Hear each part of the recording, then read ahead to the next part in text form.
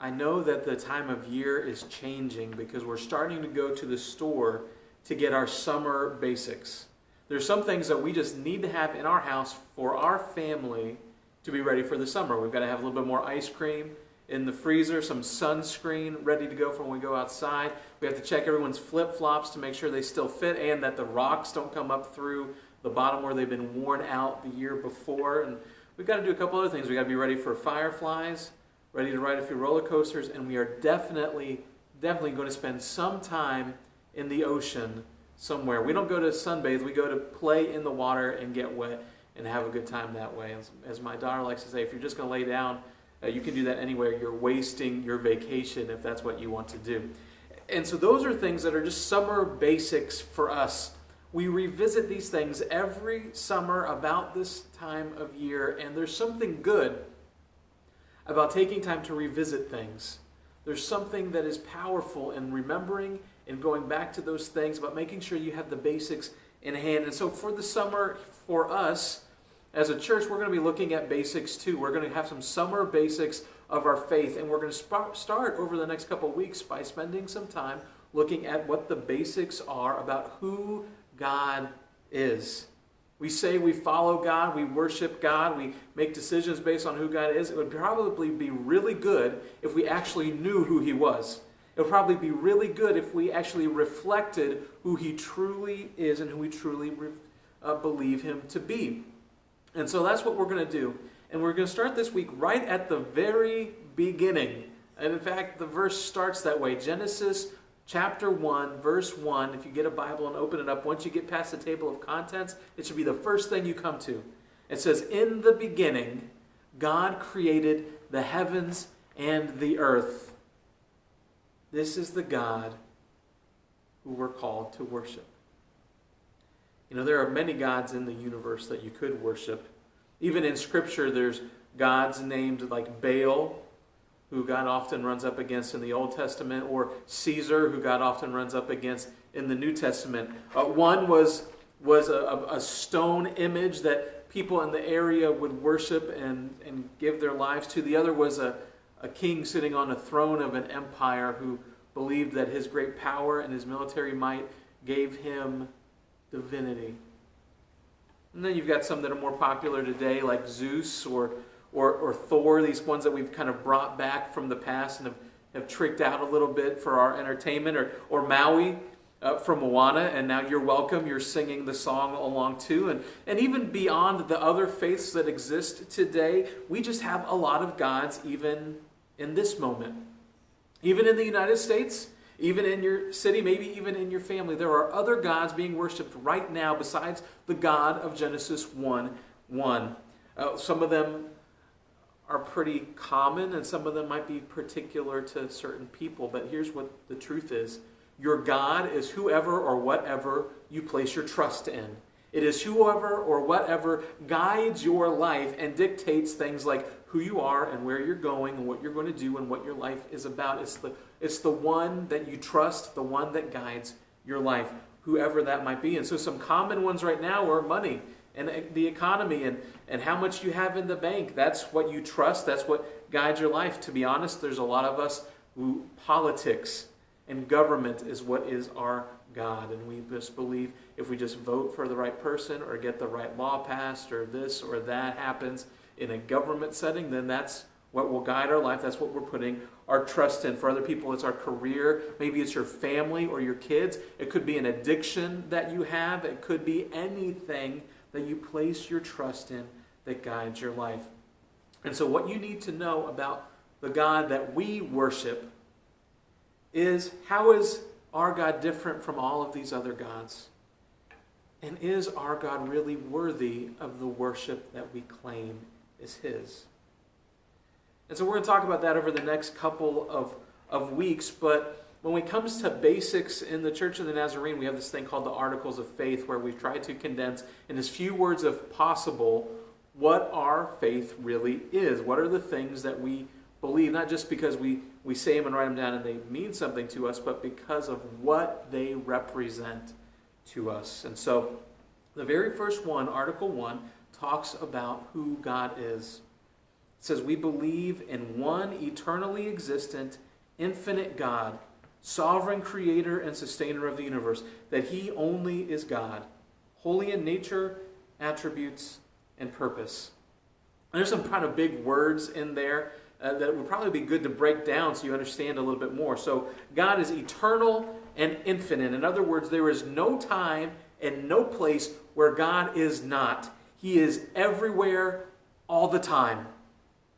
So there is no place back in history as far as you can go to the beginning that God is not. In fact, he's before the beginning. And there's no place as far out you can go until the end of the universe. He's beyond that too. God is eternal. And he is infinite. He is everywhere. So he is back out in space to the farthest star, further than any Guardian of the Galaxy has ever gone, further than Star Wars could get to. God is there, and he is also right next to you, right next to the smallest child, right next to the most forgotten person on our planet. He's sovereign, which means he's in charge. There is no one greater than him. There is no power or ruler over our God. He is in control. And he's holy, which means a little bit that he's separate from creation in some ways, but it also means that he is the source of everything good. He is the source of light. He is the source of love. Now, those sorts of things, when you break them down, to me sound pretty good. Like if there's a God that I want to trust my life to, that I want to have guide me, then these are some qualities that I really like having in that God. But why should I trust this God? Why, just because it says in the beginning God created the heavens and the earth, should I follow him? And so in our article of faith, what I just read, the phrase that draws me in is that he's the creator and the sustainer of the universe.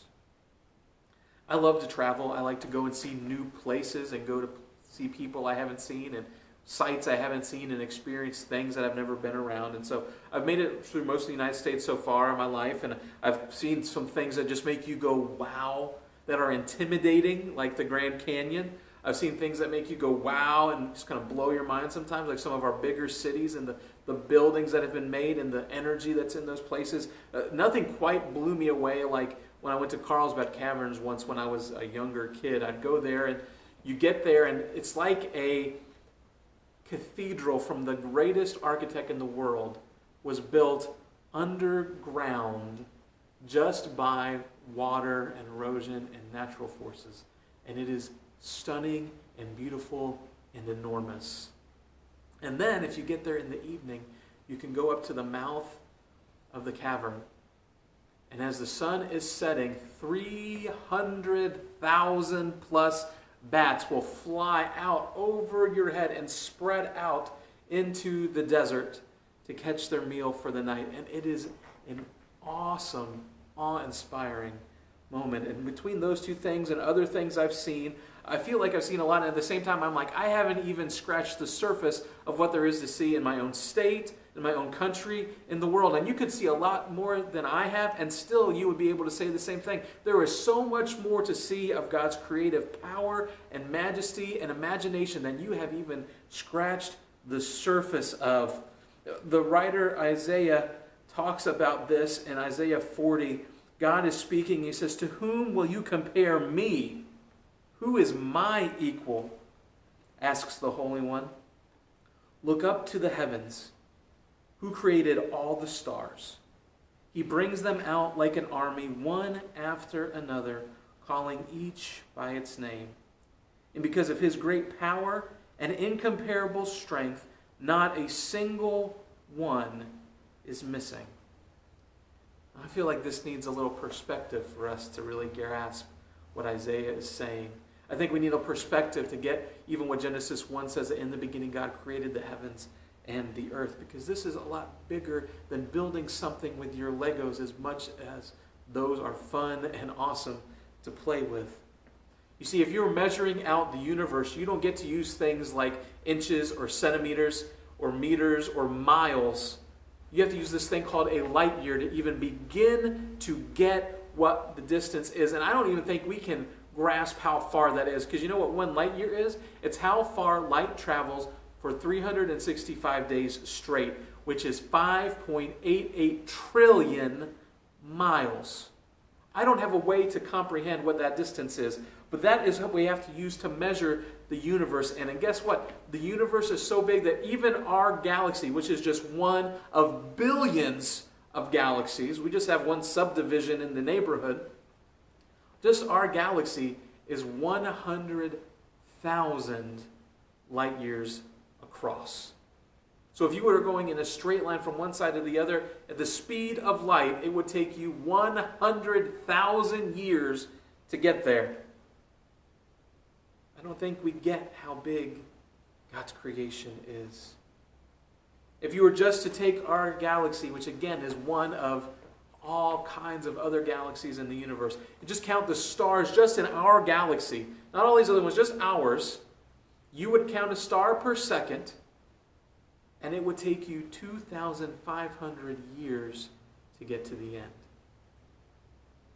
And guess what? You'd probably have to keep going for a little bit longer, because while you're counting, more stars are being born. Think about that.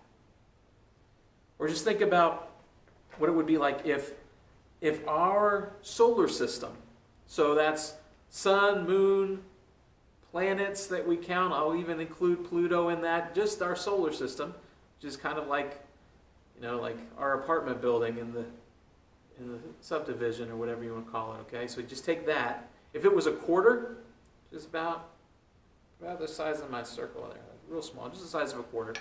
So that's us. And you drop us in our galaxy, the galaxy would be North America. Okay? Think about that. 1/4 compared to North American continent. That is the size of the creation that we're dealing with. Or go a little bit more. Take a golf ball, so a little bit bigger, like this, golf ball size. That's Earth. So find Earth on your golf ball, find where you live on there. Okay, now think about it. If that is Earth, the sun, which doesn't look that big up in the sky, millions of miles away from us, that sun would be 15 feet wide. And would be so big that you could put close to 1 million of those golf ball size Earths inside of it.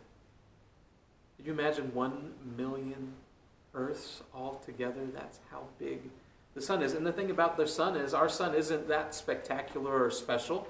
It's not the brightest, it's not the biggest, it's not the smallest, it's just the sun that's closest to us.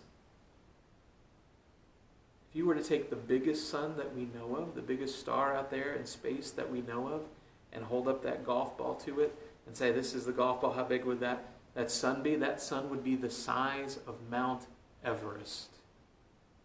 Miles high and wide compared to us. We are much smaller than we like to think about sometimes.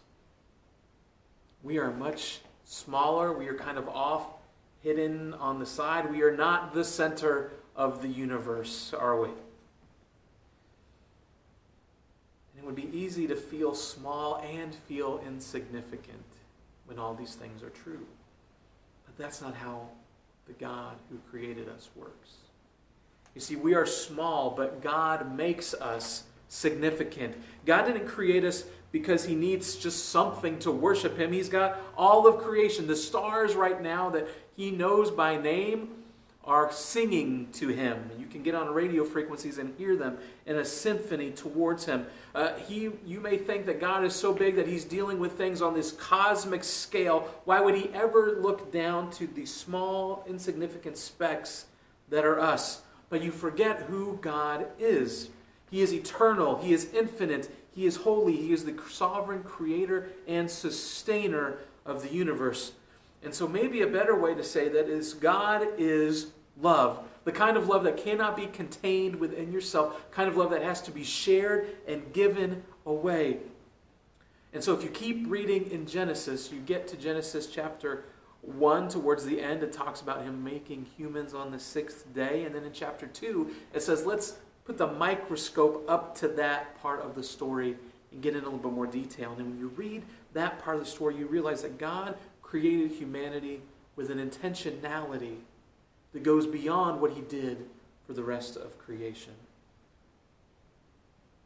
Creation itself reflects who God is, but God made humanity, men and women, in his image and likeness. God spoke creation into existence. Imagine the force of his words that shoots things out at the speed of light, shoots things out the size of the sun and the stars and the planets. He speaks out this incredible universe into existence. But when it comes to make humanity, God gets his hands dirty. He gets down close. He gets down into the dirt and he sculpts us and makes us with his hands. God is powerful enough to make and sustain hundreds, maybe billions, and definitely trillions of stars and know each of them by name, and none of them are lost. And yet he is still with us in the same way. Because he is eternal and he is infinite and he is sovereign. He can be everywhere and still with us. Remember, closest to us as we can possibly get. And he knows us by name too. He doesn't just name the stars. He names each of us. In fact, he knows the hairs on our heads, which some of us, that's a credible accomplishment. For others, it's a little bit easier. But God is able to do that. When you think about it this way, God has created us with intentionality. He is with us. He knows us. He's done all of this because of his love for us. It kind of knocks out a lot of how we live our lives because we like to put people on levels. Whether it's a caste system in another country or lunch tables in a high school room where we say, you aren't good enough to be here.